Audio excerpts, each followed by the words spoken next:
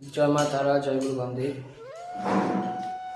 আশা করি সবাই খুব ভালো আছেন এবং আমরাও ভালো আছি। আমি শ্রী বিশ্বজিৎ মহারাজের অনুগত এক শিষ্য।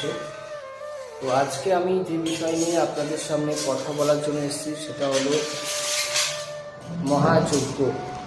যে বাস্তু হোম, বাস্তু যজ্ঞ করা হয় সেই বিষয় নিয়ে। একটা যজ্ঞ করতে গেলে কী সামগ্রী লাগে সেই বিষয় নিয়ে আমি আপনাদের সামনে উপস্থিত হয়েছি। একে একে দেখাবো কী কী জিনিস লাগে যজ্ঞ করতে গেলে। তো আমার সাথে ভিডিওটা সম্পূর্ণ জুড়ে থেকে দেখুন। এই যে রয়েছে শ্রী বিশ্বজিৎ মহারাজ, উনি একটা যজ্ঞ করতে কত সামগ্রীর প্রয়োজন হয় একে একে আমি দেখাবো আপনাদের। প্রথমেই দরকার একটা হোমকুণ্ড, তারপর দরকার একটা কাঁসার বা পিতলের ঘটি, তারপর লাগবে,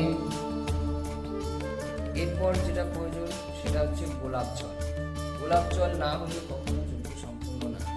তার সাথে রয়েছে মালা, ফুল, বেলপাতা, 5 ফল, 5 মিষ্টি। এদিকে রয়েছে ধূপকাঠি, পঞ্চশস্য। এই যে রয়েছে কাঁচা হলুদ, এই কাঁচা হলুদ হচ্ছে